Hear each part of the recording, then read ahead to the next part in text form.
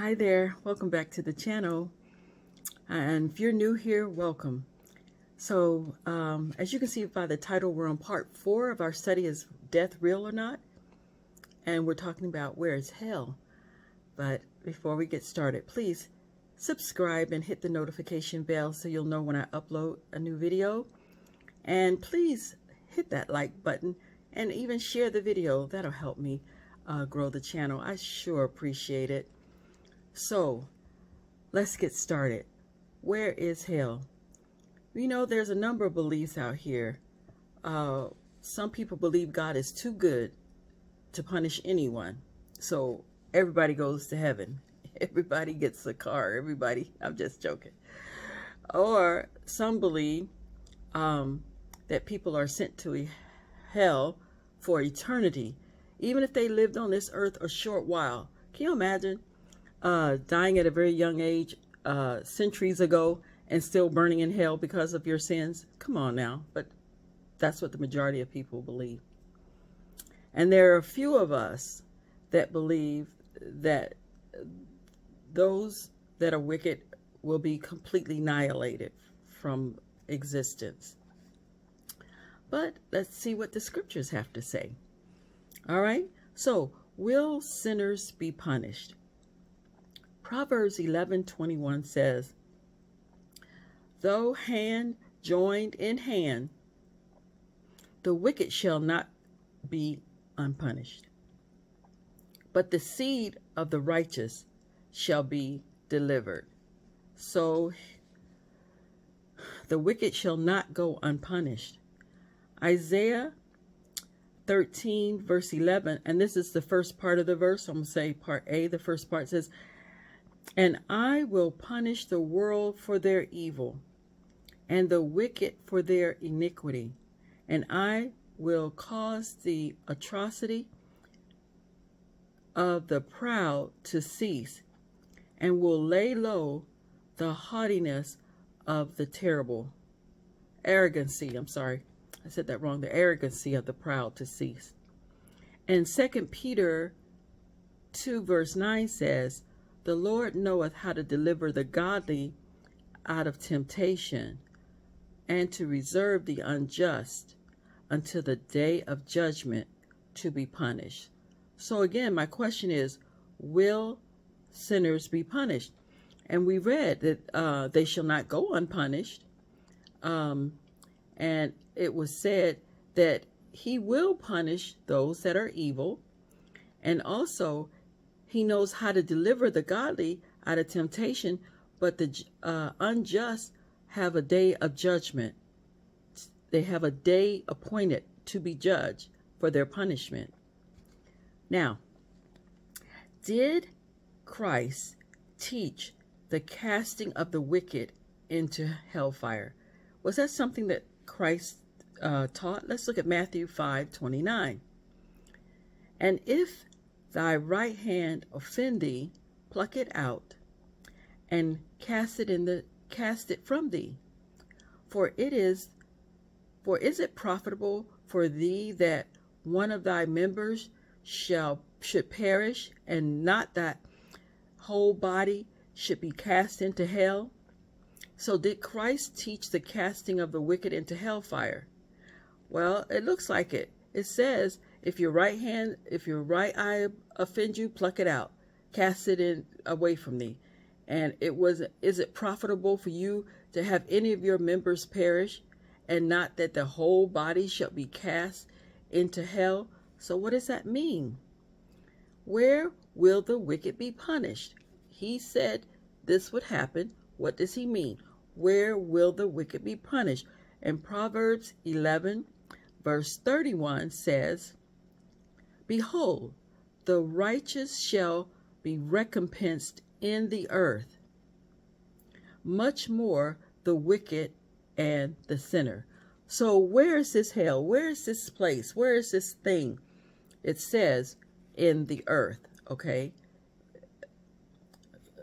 Peter's testimony on this point is very definite. So in 2 Peter 3:7, it says, "But the heavens and the earth, which are now, by the same word are kept in store, reserved unto fire against the day of judgment and perdition of ungodly men. So it's this earth, okay? It's this earth where this punishment will take place. Now, what effect will the final punishment have upon the wicked? What effect will this have upon them? In James 1:15 it says, "Then when lust hath conceived, it bringeth forth sin. And sin, when it is finished, brings forth death." So, what effect will the final punishment have on the wicked? Because of sin, death follows. Death, friends, not life. Death is the punishment. Romans 6:23 says, "For the wages of sin is death." The payment, wages, the payment for sin, the payment of this life you've chosen, this payment of, or that you continue to choose because you didn't choose life, the real life. You chose this life of sin. "For the wages of sin is death, but the gift of God is eternal life through Jesus Christ our Lord." Okay? That's where life is. Accept the gift of the Son of God, and you will have life. But if you reject it, you will be, you'll die. You'll pay the penalty of death. So, this death is called the second death.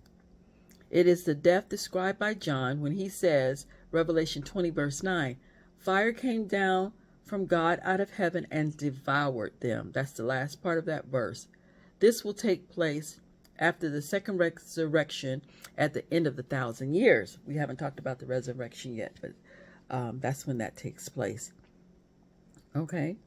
Now, how complete will the death of the wicked be? If we say, we talked about death and people not being alive when they die because they're dead. The opposite of life is death, and the opposite, so they're not alive. So how complete will this death be? Well, I'm not going to give you all these scriptures. Well, not here, but I'm gonna tell you where they are. The scriptures tell us that the wicked shall be destroyed. Shall is future tense. They shall be destroyed. If you destroy something, it is no longer. And you can find that in Psalms 37, verse 20, Psalms 101, verse 8, 2 Thessalonians 2, verse 10, and Philippians 3:19. These verses tell us that the wicked will be destroyed. Okay? And also, we're told that they shall perish. If something perishes, I want you to go look it up if you don't know. It means to be gone, to die. If my plant perishes, it dies. I have to throw it out. All right? And here we have lots of scriptures that prove that. Psalms 145, verse 20. Psalms 37, verse 38. Psalms 92, verse 7. Proverbs 13, verse 13. Proverbs 19, verse 9. Proverbs 10:29. 1 Timothy 6:9. 2 Thessalonians 1:9. Luke 13:3. And 2 Peter 2, verse 12. So here we've been told that the wicked shall be destroyed and that the wicked perish. Also, we have scriptures that tell us that the wicked will be burned up. Okay, so what we do here, my neighbor and I, all burnable things like the paper items, instead of filling up the garbage can with that, we put garbage there, and all those paper items we burn. And when we do, they're gone. The box or the paper no longer exists. It's just ash. Matthew 3, verse 12, Matthew 13, verse 30, Hebrews 6, verse 8, and Malachi chapter 4, verse 1 and 3. It talks about them burning up, being burned in an oven. being devoured, gone. Okay? And we also have verses that tell us that they will be consumed. Okay? If you consume a drink, is the drink there any longer? No, it's gone because you consumed it. Isaiah 1:28. So the fire will consume them. Psalms 37 verse 20. They will be consumed. All right. And what about them being devoured? I used that word earlier, being devoured. If you devour something, it's gone. If you see dogs devour their food, it's gone. Psalms 21 verse 9. Hebrews 10 verse 27. And Revelation 20 verse 9. See, I'm doing this on my phone. If I was on a computer, you have to forgive me. I could probably put all this stuff up on the screen and had, my cards and show you these verses, but I can't. So just forgive me, but get your Bibles and go check it out for yourself. Also, they shall be cut off from the earth. That's an interesting thing because in our last video, we talked about the dead communicating with us. All right. So we have Psalms 37 verse 2, verse 9, 22, 28, 34, and 38. Go back and read Psalms 37. You can read the whole chapter, but those verses are particular about them being cut off from the earth. And then we have Proverbs 2, verse 22, and Isaiah 33, verse 12. They'll be cut off from the earth. Now, this is all of our categories now. All right. The wicked will go into perdition or utter ruin. Hebrews 10, verse 39, and 2 Peter chapter 3, verse 7. Go back and look those verses up. They all tell us what happens to the wicked. Now, where will the wicked come to? Where will the wicked come to their end? Where will this be? Malachi 4, 1 and 3, which I've quoted before, but now we're going to read that one. For behold, the day cometh that shall burn as an oven, and all the proud, yea, and all that do wickedly shall be stubble. And the day that cometh shall burn them up, saith Yahuwah of hosts, that it shall leave neither root nor branch. And ye shall tread down the wicked, for they shall be ashes under the soles of your feet in the day that I shall do this, saith Yahuwah of hosts. So here it's very clear that the Father is telling us how this all ends. Sin will be destroyed. And if you cling to sin, you get destroyed as well. He has no pleasure in the death of the wicked. He has no pleasure in the death of the wicked. But that's the choice that they've made. And to take them to eternity, to live with the Father forever, they didn't like him down here. They're not going to like him up there. So this is their choice, okay? So I pray that you make the right choice. Revelation 20, verse 7 through 9, it says, and when the 1,000 years are expired, Satan shall be loosed out of his prison, and shall go out to deceive the nations which are at the four corners of the earth, Gog and Magog, to gather them together to battle, the number of whom is as the sand of the sea. And they went up on the breadth of the earth, and compassed the camp of the saints about, and behold, the beloved city, and fire came down from heaven, from Yahuwah, out of heaven, and devoured them. There's that word again. Okay, so here at the end of the 1,000 years, which we haven't touched on the millennium, but we will, at the end of the 1,000 years, the execution of their punishment will take place, and fire will come down and devour them. They don't live forever. We serve a loving God, and unless you know him, you can't understand that. Okay, this is not what he does. He puts them out of their misery, and he cleanses the universe from all wickedness forever and ever. This is in harmony with what Peter says in 2 Peter 2, verses 9 through 12, which I quoted, where he speaks about the earth being burned up. He talks about that. And then he mentions the new heaven and a new earth in verse 13. So after that is done, a new heaven and a new earth will be recreated. Here is a plain statement that the punishment of the wicked will be administered here upon this earth, not someplace else, not underground, but here on this earth. Isaiah 24 verse 21, the first part of that verse. And it shall come to pass in the day that Yahuwah shall punish the host of the high ones that are on high, and the kings of the earth upon the earth. So the kings of the earth, all those people in high places now that think they're all that, their punishment will come, but it will come here on this earth. Right now, everybody's under the earth. They're in their graves. They're in Sheol. They're in hell. That's what that means, okay? They're there in the grave, resting.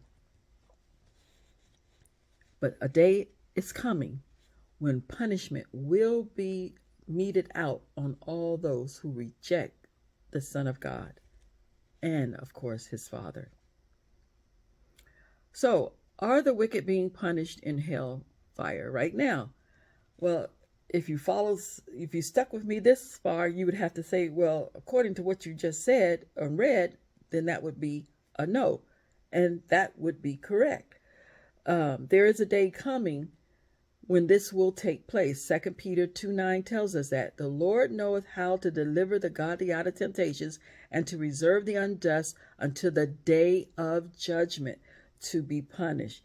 It is reasonable that men should be judged before they're punished. I mean, even wicked men today know to do that. Well, sort of, you know what I mean. But usually there's a process, a due process of judgment to be judged before you get punished. All right. We're not going to talk in the fairness of governments. We know it's not fair, but that's the setup, that you have a judgment, then you get punished. So what determines when people will be judged? What determines that? Acts chapter 17, verse 31 says, because he hath appointed a day in which he will judge the world in righteousness by that men whom he hath ordained, whereof he hath given assurance unto all men, in that he hath raised him from the dead.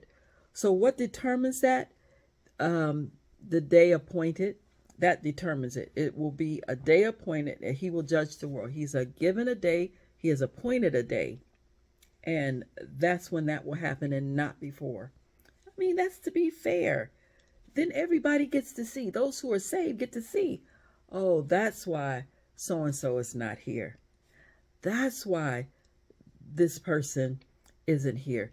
They'll see their life record. They'll be able to know the kind of life they live, and they'll see that the judgment, their punishment is just. So if I use words like burn up, consume, and devour, then I'm not believing in something going on for eternity. That would not be just or loving. Because like I said in the beginning, if somebody only lived even if we live 60 or 70 years, that's small time compared to how they used to live hundreds of years, right? 800-900 years. So if I've only lived 60, 30, 20 years in this earth, and I didn't accept Christ, and I continued to live my sinful life, separated from, the Most High Yah,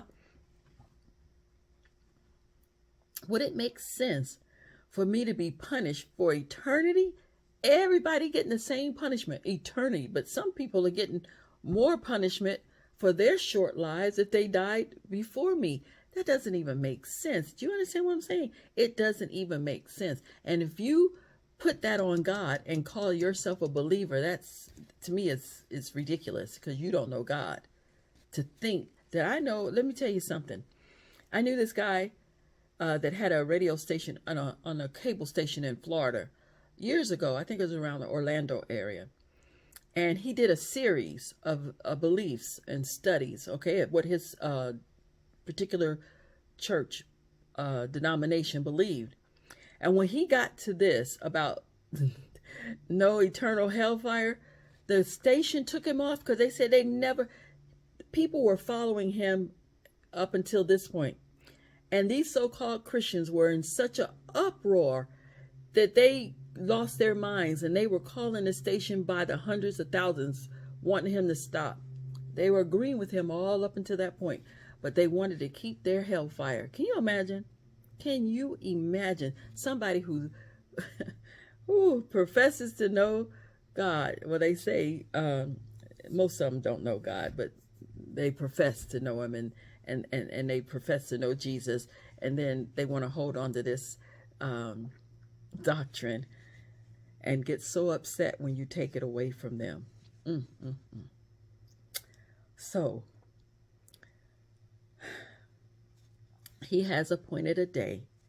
So what part of man will be cast into hellfire? What part of a man? Mark 9, verse 43 to 48. And it says, "And if thy hand offend thee, cut it off. It is better for thee to enter into life maimed than having two hands to go into hell, into the fire that never shall be quenched, where the worm dieth not, and the fire is not quenched. And if thy foot offend thee, cut it off. For it is better for thee to enter into life than having 2 feet to be cast into hell, into the hell fire that never shall be quenched, where their worm dieth not, and the fire is not quenched. And if thine eye offend thee, pluck it out, for it is better for you to enter into the kingdom of God with 1 eye, than having 2 eyes to be cast into hellfire, where their worm dieth not, and the fire is not quenched." So here this text is telling, I know it sounds funny, you're going to say, Dicy, it says it's not quenched. But listen, the whole body, that is the entire person, is to be cast into hell. Whole body, mind, is all of you. This goes into the fire, all of it. Okay, you can read Matthew 5, verse 30 on that. So how long will the wicked burn? Now that's an interesting question. How long will they burn? Well, the lake of fire into which the wicked are cast as the same fire that burns and purifies the earth. Because remember, it said a new heaven and a new earth would be created as a result of this. So that same fire that's burning here on this earth, okay, purifies the earth. Because even now, fires purify. They say forest fires are good. It burns up and then it allows for new growth. All right. So this settles the question about the fire burning for eternity, for God will cast the earth anew, will create the earth anew for the redeemed. You can find that in 2 Peter 3:13, and Matthew 5:5. So the fire that is burning, that will consume and burn everything and everybody up, is the same fire that will cause him to be able to use to recreate this earth that will live on. But that's another study. We'll get to it. Just stay with me, okay? Now, since hell fire cannot be quenched, does this mean the fire will always burn? Now, that's a good, and we're going to talk about that. I think I have another study on that about this fire, this particular place that this was talking about. But anciently, God said that he would kindle a fire against Jerusalem. And I'm quoting, "And it shall devour the palaces of Jerusalem, and it shall not be quenched." Jeremiah 17:23. Jerusalem is not burning today. It says he's going to, and we know that in AD 70, the Roman armies burned Jerusalem to the ground. It's not burning today. That's the last part of that. Read 2 Chronicles 36, Verse 19 to 21, it says, which is an account of the fulfillment of Jeremiah. So Jeremiah 17:27 said that he was going to burn Jerusalem with the fire that couldn't be quenched. He's not a liar. He's just saying, and meaning nobody's going to put it out. It doesn't go out till it goes out. Okay. And then if you read 2 Chronicles 36, it gives an account of that happening. That's where it is. All right. So Jerusalem, as I said, is not burning now. Unquenchable is a fire that cannot be put out. Unquenchable fire always goes out when what it is burning has been destroyed. You and I, under no circumstances, can put this fire out. It's nothing you can do. There's no man-made element, not even the water that has been created by the Most High Yah. It is going to burn until everything it is burning has burned up, been devoured, quenched, gone, consumed. That's it. So what is the meaning of everlasting fire then? Matthew 25:41 tells us, then shall he say also unto them on the left hand, depart from me, ye cursed, into everlasting fire, prepared for the devil and his angels. So the meaning of this is the fire was prepared for the devil, Satan, that old serpent, and his angels. Wasn't prepared for humans. It wasn't prepared for you and I. The reason why humans, sinners, are going there is because they choose it. Because they don't choose to accept the Son of God into their lives. They choose the way of death. This does not say that the wicked are everlasting, nor that the fire will burn throughout eternity.